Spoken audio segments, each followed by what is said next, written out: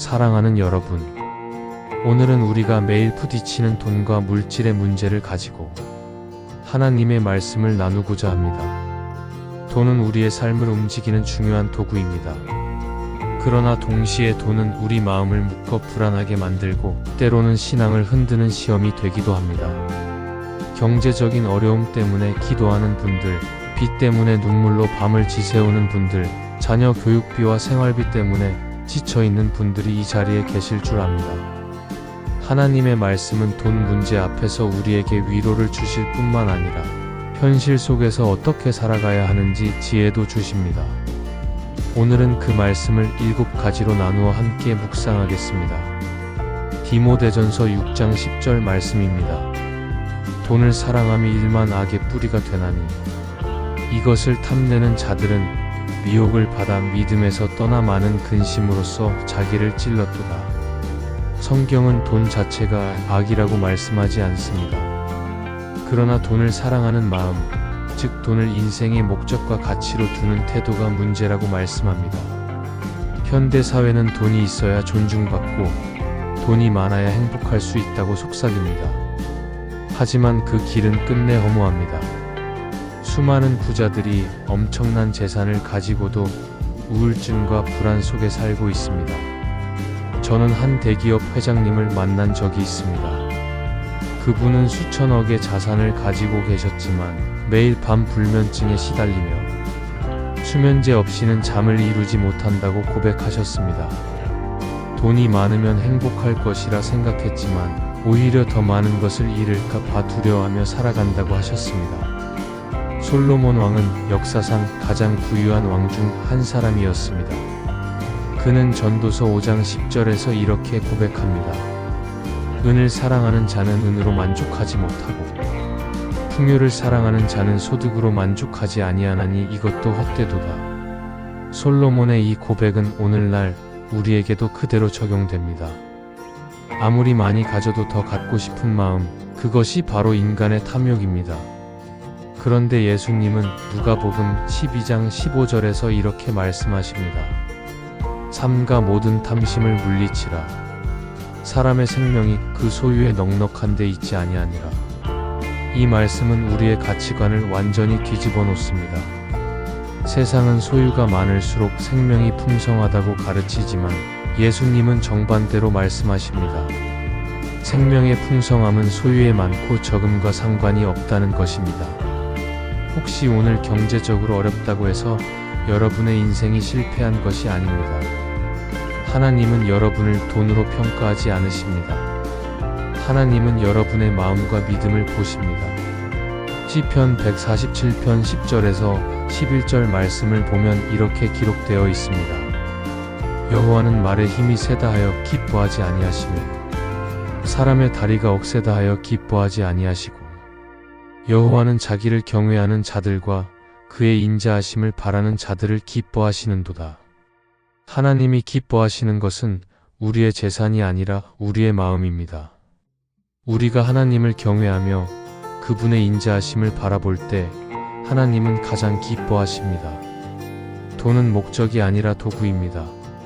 망치가 있다고 해서 망치를 숭배하지 않듯이 돈이 있다고 해서 돈을 숭배해서는 안 됩니다.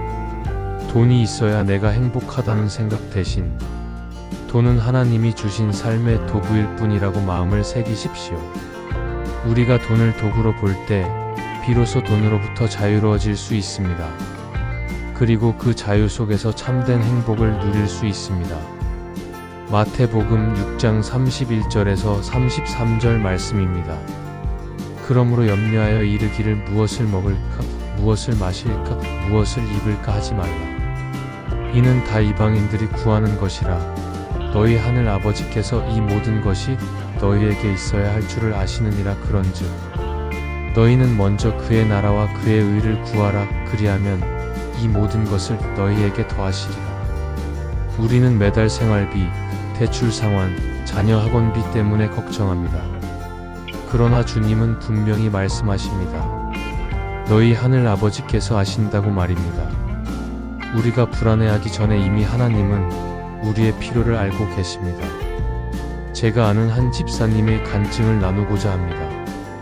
그분은 작은 자영업을 하시다가 코로나로 인해 가게 문을 닫게 되었습니다. 대출금은 쌓여가고 아이들 학원비는 밀리고 월세마저 낼 수 없는 지경에 이르렀습니다. 어느 날 새벽 그분은 통장 잔고를 보고 이제 끝이다라고 절망했습니다. 그런데 바로 그날 오후 10년 전에 빌려주고 잊고 있던 돈을 갚겠다며 한 친구가 연락을 해왔습니다. 그 금액이 정확히 그 달 생활비와 월세를 낼 수 있는 금액이었다고 합니다. 그분은 그때 깨달았다고 합니다. 하나님은 우리가 구하기 전에 이미 예비하고 계신다는 것을 말입니다. 열왕기상 17장에는 엘리야와 사르밧 과부의 이야기가 나옵니다. 극심한 가뭄으로 온 나라가 기근에 시달릴 때 사르밧의 한 과부는 마지막 남은 밀가루 한 움큼과 기름 조금으로 마지막 빵을 만들어 아들과 함께 먹고 죽으려 했습니다. 그런데 엘리야가 나타나 먼저 자신에게 빵을 만들어 달라고 요청합니다. 상식적으로 생각하면 말도 안 되는 요구입니다. 그러나 과부가 믿음으로 순종했을 때 놀라운 기적이 일어났습니다. 열왕기상 17장 16절입니다. 여호와께서 엘리야를 통하여 하신 말씀 같이 통에 가루가 떨어지지 아니하고 병에 기름이 없어지지 아니하니라. 가뭄이 끝날 때까지 밀가루 통과 기름병이 마르지 않는 기적이 일어난 것입니다. 이것이 바로 하나님의 공급하심입니다. 우리의 계산으로는 불가능해 보이지만 하나님의 방법으로는 가능합니다. 빌립보서 4장 19절에서 사도 바울은 이렇게 약속합니다. 나의 하나님이 그리스도 예수 안에서 영광 가운데 그 풍성한 대로 너희 모든 쓸 것을 채우시리라. 이 약속을 붙잡으십시오. 하나님은 우리의 모든 쓸 것을 채우신다고 약속하셨습니다. 물론 우리가 원하는 모든 것을 다 주신다는 의미는 아닙니다. 그러나 우리에게 필요한 것은 반드시 채워주신다는 약속입니다. 여러분도 마찬가지입니다. 하나님은 여러분의 눈물과 기도를 외면하지 않으십니다.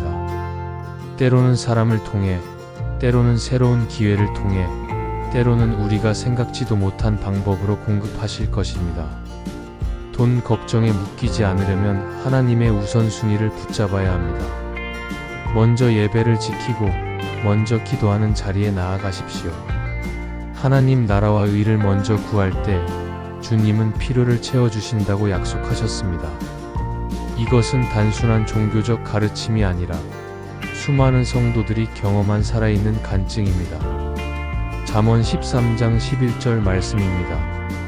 망령되이 얻은 재물은 줄어가고 손으로 모은 것은 늘어가느니라. 사람들은 빨리 돈을 벌고 싶어 합니다. 그래서 사행성 투자나 불법적인 수익을 쫓다가 결국 모든 것을 잃기도 합니다. 성경은 분명히 말씀합니다. 정직과 성실로 얻은 돈이 오래 간다고 말입니다. 제가 상담했던 한 청년의 이야기를 들려드리겠습니다. 그는 가상화폐로 큰 돈을 벌 수 있다는 친구의 말에 현혹되어 대출까지 받아가며 투자했습니다. 처음에는 수익이 났고 더 큰 욕심이 생겨 추가 대출을 받았습니다. 그러나 하루아침에 투자금 전액을 잃고 수억의 빚만 남게 되었습니다. 그는 극단적인 선택까지 생각했다고 합니다. 그러나 교회 공동체의 도움과 기도로 다시 일어섰고 지금은 작은 일부터 성실하게 다시 시작하고 있습니다. 잠언 28장 20절은 이렇게 말씀합니다. 충성된 자는 복이 많아도 속히 부하고자 하는 자는 형벌을 면하지 못하리라. 속히 부하고자 하는 마음, 그것이 바로 우리를 넘어뜨리는 함정입니다. 하나님은 우리가 정직하고 성실하게 일하기를 원하십니다. 데살로니가후서 3장 10절에서 12절을 보면 사도 바울의 가르침이 나옵니다. 우리가 너희와 함께 있을 때에도 너희에게 명하기를 누구든지 일하기 싫어하거든 먹지도 말게 하라 하였더니 우리가 들은즉 너희 가운데 게으르게 행하여 도무지 일하지 아니하고 일을 만들기만 하는 자들이 있다 하니 이런 자들에게 우리가 명하고 주 예수 그리스도 안에서 권하기를 조용히 일하여 자기 양식을 먹으라 하노라. 일하는 것은 단순히 돈을 버는 행위가 아닙니다. 하나님이 우리에게 주신 소명이며 창조 질서의 일부입니다. 창세기를 보면 하나님도 6일 동안 일하시고 7일째 안식하셨습니다. 우리도 하나님의 형상을 따라 지음받은 존재로서 일해야 합니다. 남들은 빠르게 불을 쌓는 것 같아도 느리게 가는 당신의 걸음을 하나님은 보고 계십니다. 작은 알바비, 작은 월급을 정직하게 받는 것이 하나님 앞에서는 큰 영광입니다. 골로새서 3장 23절에서 24절은 이렇게 말씀합니다. 무슨 일을 하든지 마음을 다하여 주께 하듯 하고 사람에게 하듯 하지 말라. 이는 기업의 상을 주께 받을 줄 아나니 너희는 주 그리스도를 섬기느니라.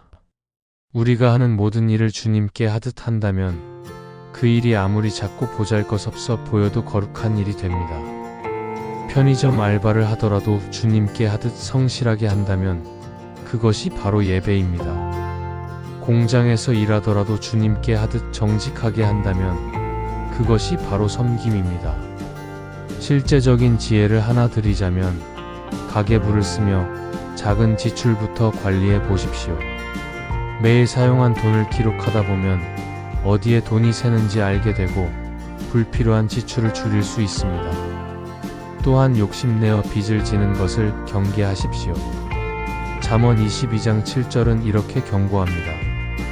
부자는 가난한 자를 주관하고 빚진 자는 채주의 종이 되느니라.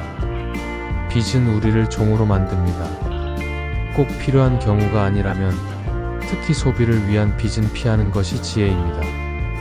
성실히 관리하는 사람에게 하나님은 더 큰 것을 맡기십니다. 마태복음 25장의 달란트 비유를 기억하십시오. 작은 것에 충성된 자에게 주인은 더 많은 것을 맡겼습니다.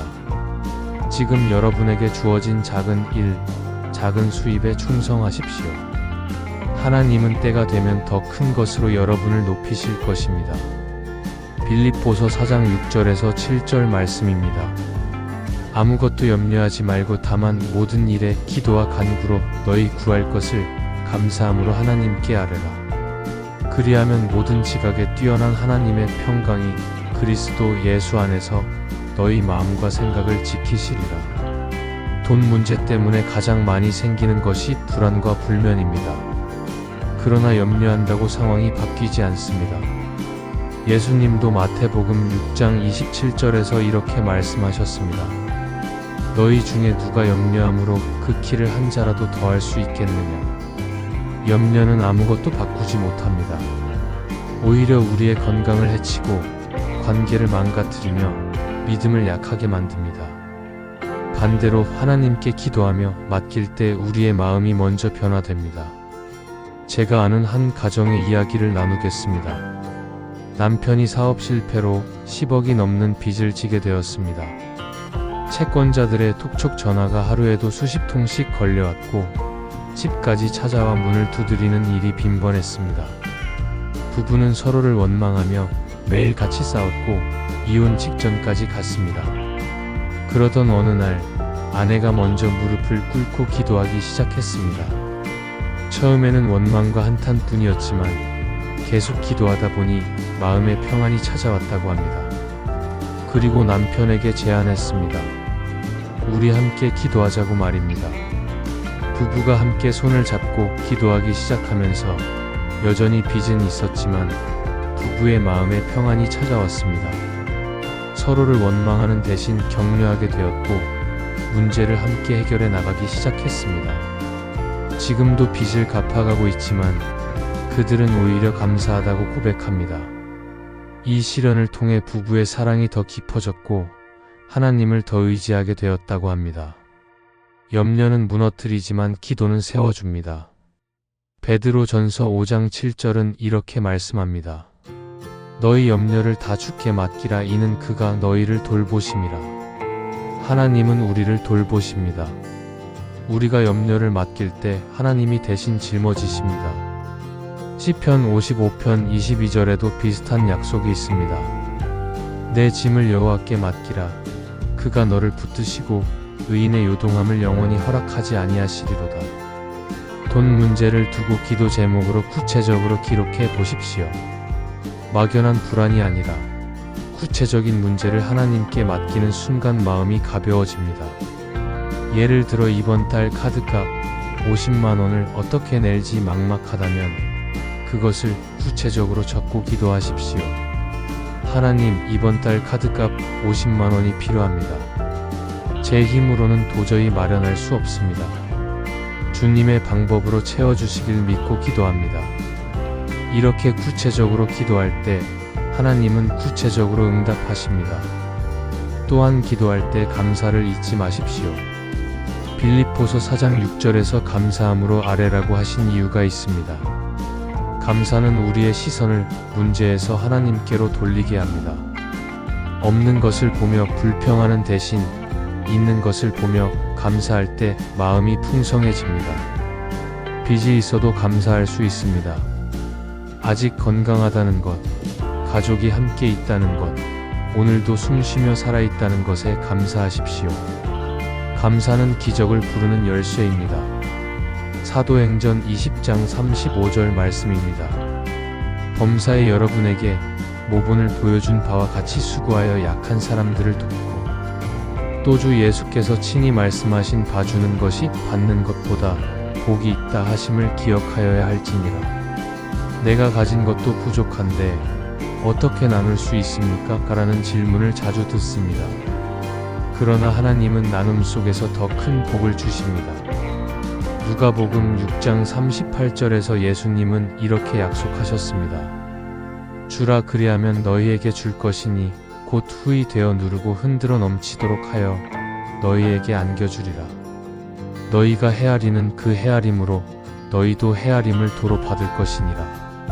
이것은 단순한 도덕적 가르침이 아니라 영적인 법칙입니다. 우리가 베풀 때 하나님은 더 큰 것으로 채우십니다. 제가 아는 한 집사님의 간증을 나누겠습니다. 그분은 택시 운전을 하시는데 수입이 넉넉하지 않았습니다. 그런데도 매달 수입의 11조를 드리고 추가로 5만원씩 구제헌금을 구별했습니다. 주변에서는 그 돈이 아깝지 않냐고 했지만 그분은 하나님께 드리는 것이 가장 안전한 투자라고 대답했습니다. 놀라운 것은 그분이 지난 20년간 한 번도 생활비가 모자란 적이 없었다는 것입니다. 때로는 예상치 못한 손님을 만나 팁을 많이 받기도 하고 때로는 친척이 갑자기 용돈을 주기도 했습니다. 그분은 늘 이렇게 고백합니다. 내가 작은 것을 드릴 때마다 하나님은 더 큰 것으로 채우신다고 말입니다. 잠언 11장 24절에서 25절은 이렇게 말씀합니다. 흩어 구제하여도 더욱 부하게 되는 일이 있나니 과도히 아껴도 가난하게 될 뿐이니라. 구제를 좋아하는 자는 풍족하여질 것이요 남을 윤택하게 하는 자는 자기도 윤택하여지리라. 이것이 하나님 나라의 경제 원리입니다. 세상의 경제학은 아껴야 부자가 된다고 가르치지만 하나님의 경제학은 나누어야 풍성해진다고 가르칩니다. 물론 무분별하게 나누라는 의미는 아닙니다. 지혜롭게 그리고 기도하며 나누어야 합니다. 고린도후서 9장 6절에서 8절을 보십시오. 이것이 곧 적게 심는 자는 적게 거두고 많이 심는 자는 많이 거둔다 하는 말이로다. 각각 그 마음에 정한 대로 할 것이요 인색함으로나 억지로 하지 말지니 하나님은 즐겨내는 자를 사랑하시느니라. 하나님이 능히 모든 은혜를 너희에게 넘치게 하시나니 이는 너희로 모든 일에 항상 모든 것이 넉넉하여 모든 착한 일을 넘치게 하게 하려 하심이라. 하나님은 즐겨내는 자를 사랑하십니다. 억지로 하는 것이 아니라 감사함으로 기쁨으로 드릴 때 하나님이 기뻐하십니다. 나눔은 물질의 크기가 아니라 마음의 순종입니다. 마가복음 12장에 나오는 과부의 2렙돈 이야기를 기억하십니까? 부자들은 많은 돈을 넣었지만 과부는 2렙돈, 지금으로 치면 몇백 원 정도밖에 넣지 못했습니다. 그러나 예수님은 그 과부가 모든 사람보다 많이 넣었다고 칭찬하셨습니다. 마가복음 12장 43절에서 44절입니다. 예수께서 제자들을 불러다가 이르시되 내가 진실로 너희에게 이르노니 이 가난한 과부는 헌금함에 넣는 모든 사람보다 많이 넣었도다. 그들은 다 그 풍족한 중에서 넣었거니와 이 과부는 그 가난한 중에서 자기의 모든 소유 곧 생활비 전부를 넣었느니라. 하나님은 액수를 보시는 것이 아니라 마음을 보십니다. 작은 것이라도 진심으로 드릴 때 그것이 하나님께는 가장 귀한 예물이 됩니다. 수입의 일정 부분을 나눔과 구제에 사용해 보십시오. 처음에는 1만 원이라도 좋습니다. 중요한 것은 액수가 아니라 나누는 마음입니다. 돈은 줄어드는 것 같아도 마음은 풍성해지고 하나님이 더 채우십니다. 실제로 많은 성도들이 이런 간증을 합니다. 나누기 시작한 후로 오히려 경제적으로 더 여유로워졌다고 말입니다. 이것은 단순한 우연이 아니라 하나님의 약속이 이루어지는 것입니다. 말라기 3장 10절에서 하나님은 이렇게 도전하십니다. 만군의 여호와가 이르노라 너희의 온전한 11조를 창고에 들여 나의 집에 양식이 있게 하고 그것으로 나를 시험하여 내가 하늘 문을 열고 너희에게 복을 쌓을 곳이 없도록 붙지 아니하나 보라. 하나님은 우리에게 시험해 보라고 하십니다. 나누어 보고 베풀어 보고 하나님이 어떻게 채우시는지 경험해 보라고 하십니다. 이것은 하나님의 신실하심을 경험할 수 있는 특별한 초대입니다. 잠언 22장 1절 말씀입니다. 많은 재물보다 명예를 택할 것이요 은이나 금보다 은총을 더욱 택할지니라. 오늘날 세상은 돈이 곧 권력이고 힘이다라고 말합니다. 그러나 성경은 분명히 말합니다. 하나님의 은총이 금과 은보다 귀하다고 말입니다. 은총이란 무엇입니까? 그것은 하나님의 호의, 하나님의 사랑, 하나님의 축복입니다. 우리가 하나님의 은총 안에 있을 때 그 어떤 부자보다 부유한 사람입니다. 다윗은 시편 23편 1절에서 이렇게 고백합니다. 여호와는 나의 목자시니 내게 부족함이 없으리로다. 다윗이 물질적으로 풍요로웠기 때문에 이런 고백을 한 것이 아닙니다. 그는 광야에서 도망 다닐 때도 동굴에서 숨어 지낼 때도 이 고백을 했습니다. 하나님이 함께 하시면 부족함이 없다는 것을 알았기 때문입니다. 저는 한 선교사님의 이야기를 잊을 수 없습니다. 그분은 아프리카 오지에서 30년간 선교하셨는데 물질적으로는 늘 부족했습니다. 한국에 계신 부모님이 돌아가셨을 때도 비행기 표를 살 돈이 없어 장례식에 참석하지 못했습니다. 그런데 그분의 얼굴은 항상 기쁨으로 빛났습니다. 한 번은 제가 물었습니다. 어떻게 그렇게 기뻐하실 수 있습니까? 그분의 대답은 간단했습니다. 하나님이 나와 함께 하시는데 무엇이 부족하겠습니까? 그분은 계속해서 말씀하셨습니다. 한국에 있는 친구들은 큰 집과 좋은 차를 가지고 있지만 늘 불안해합니다. 더 잃을까봐, 남에게 뒤처질까봐 전전긍긍합니다. 그러나 저는 가진 것이 없어도 평안합니다. 왜냐하면 하나님의 은총이 저와 함께하기 때문입니다. 시편 84편 10절은 이렇게 고백합니다. 주의 궁정에서의 한 날이 다른 곳에서의 첫날보다 나은즉 악인의 장막에 사는 것보다 내 하나님의 성전 문지기로 있는 것이 좋사오니 하나님과 함께하는 하루가 세상의 부귀영화 첫날보다 낫다는 고백입니다. 이것이 바로 은총의 가치를 아는 사람의 고백입니다. 지금 통장은 비어 있어도 하나님이 함께 하신다면 그것이 가장 큰 복입니다. 세상 사람은 이해하지 못하지만 은총이 있는 삶은 흔들리지 않습니다. 욥기를 보십시오. 욥은 하루아침에 모든 재산을 잃었습니다. 자녀들까지 잃는 극한의 고통을 겪었습니다. 그러나 그는 이렇게 고백합니다. 욥기 1장 21절입니다. 내가 모태에서 알몸으로 나왔사온즉 또한 알몸이 그리로 돌아갈지라. 주신 이도 여호와시요 거두신 이도 여호와시오니 여호와의 이름이 찬송을 받으실지니이다. 욥은 재물을 잃었지만 하나님을 잃지 않았습니다. 오히려 고난을 통해 하나님을 더 깊이 만났습니다. 그리고 나중에 하나님은 욥에게 이전보다 갑절의 복을 주셨습니다. 재정 때문에 인간관계를 깨뜨리지 마십시오. 돈보다 중요한 것은 신뢰입니다. 돈 몇 푼 때문에 친구를 잃고 가족과 멀어지는 것은 어리석은 일입니다. 예수님은 누가복음 16장 9절에서 이렇게 말씀하셨습니다. 내가 너희에게 말하노니 불의의 재물로 친구를 사귀라. 그리하면 그 재물이 없어질 때 그들이 너희를 영주할 처소로 영접하리라. 이 말씀은 돈을 사용해서라도 관계를 맺으라는 의미입니다. 돈은 사라져도 관계는 남기 때문입니다. 특별히 믿음의 공동체 안에서 맺은 관계는 영원합니다. 신뢰를 지킬 때 하나님은 다시 채우시고 세우십니다. 잠언 3장 3절에서 4절은 이렇게 말씀합니다.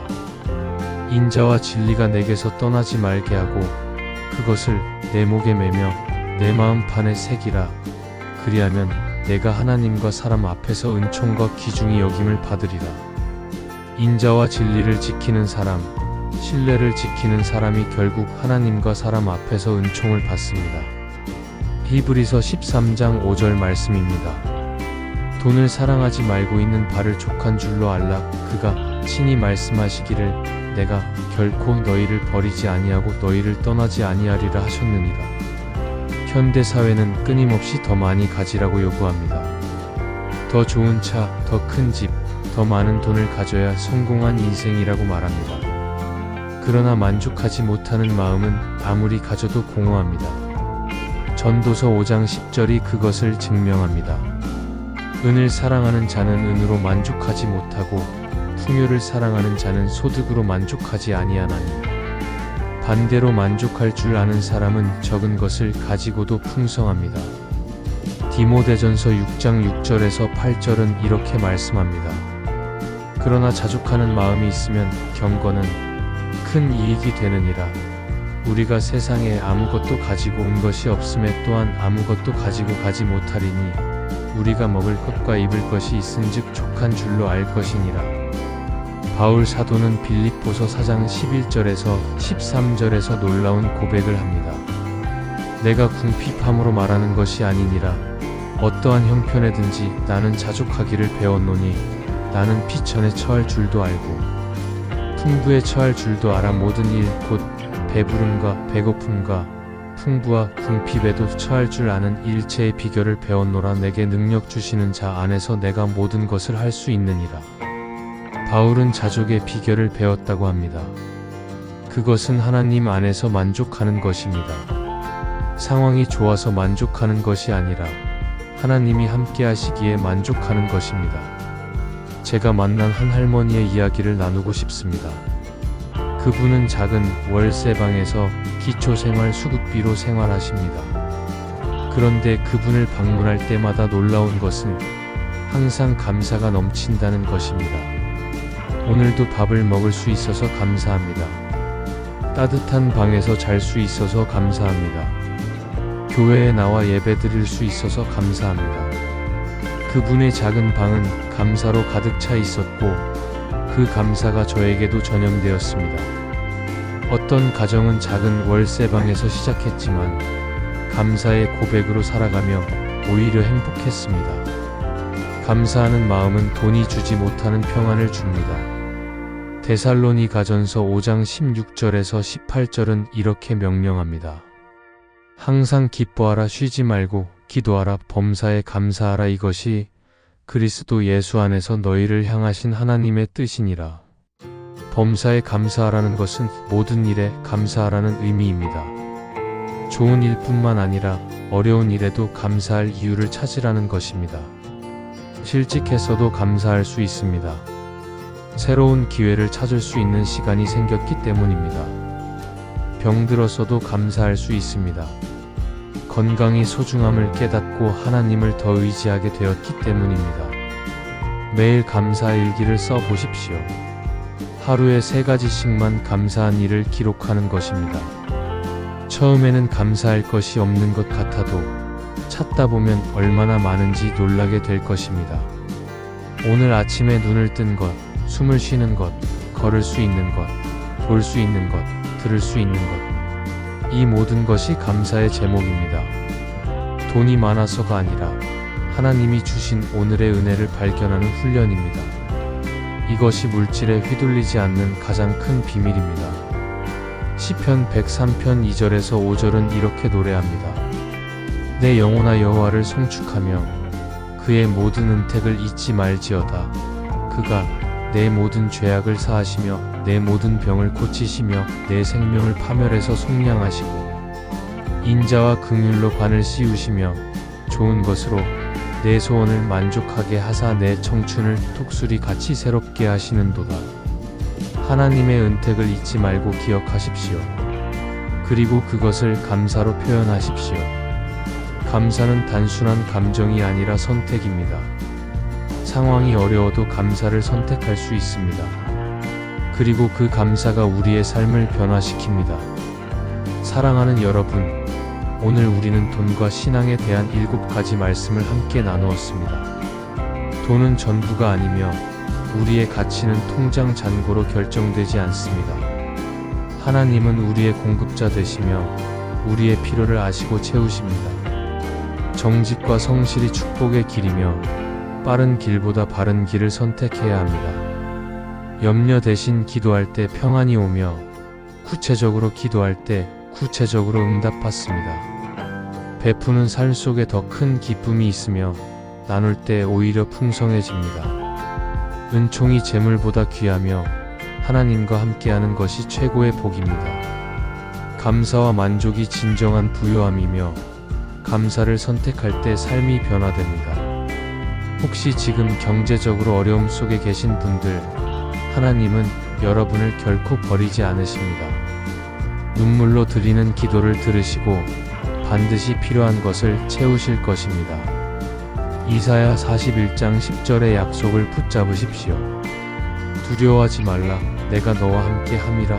놀라지 말라, 나는 내 하나님이 됨이라. 내가 너를 굳세게 하리라. 참으로 너를 도와주리라. 참으로 나의 위로운 오른손으로 너를 붙들리라. 하나님은 우리를 붙들고 계십니다. 경제적 어려움이 우리를 넘어뜨릴 수 없습니다. 왜냐하면 하나님이 우리를 붙들고 계시기 때문입니다. 또한 주님께서 주시는 지혜를 따라 돈을 관리하고 정직하게 살아갈 때 우리의 삶은 안정되고 풍성해질 것입니다. 로마서 8장 31절에서 32절은 이렇게 선포합니다. 그런즉 이 일에 대하여 우리가 무슨 말하리요? 만일 하나님이 우리를 위하시면 누가 우리를 대적하리요? 자기 아들을 아끼지 아니하시고 우리 모든 사람을 위하여 내주신 이가 어찌 그 아들과 함께 모든 것을 우리에게 주시지 아니하겠네요. 하나님이 독생자까지 주셨는데 우리의 일용할 양식을 주시지 않겠습니까? 하나님이 우리를 위하시는데 경제 문제가 우리를 이길 수 있겠습니까? 오늘 이 말씀을 마음에 새기며 예수 그리스도 안에서 참된 평안과 소망을 누리시길 축복합니다. 마지막으로 고린도후서 9장 8절 말씀으로 축복합니다. 하나님이 능히 모든 은혜를 너희에게 넘치게 하시나니 이는 너희로 모든 일에 항상 모든 것이 넉넉하여 모든 착한 일을 넘치게 하게 하려 하심이라. 할렐루야. 예수 그리스도께 영광을 돌립니다. 이 메시지가 여러분의 삶에 위로와 소망이 되었기를 바랍니다. 오늘 말씀 중에서 특별히 마음에 와닿은 부분이 있다면 댓글로 나누어 주세요. 여러분의 간증과 기도 제목도 함께 나누어 주시면 함께 기도하며 격려하겠습니다. 우리 모두가 하나님의 말씀 안에서 진정한 부요함을 누리며 물질의 노예가 아닌 주인으로 살아가기를 소망합니다. 평안한 하루가 되시고 하나님의 풍성하신 은혜가 여러분의 삶에 넘치기를 축복합니다. 아멘.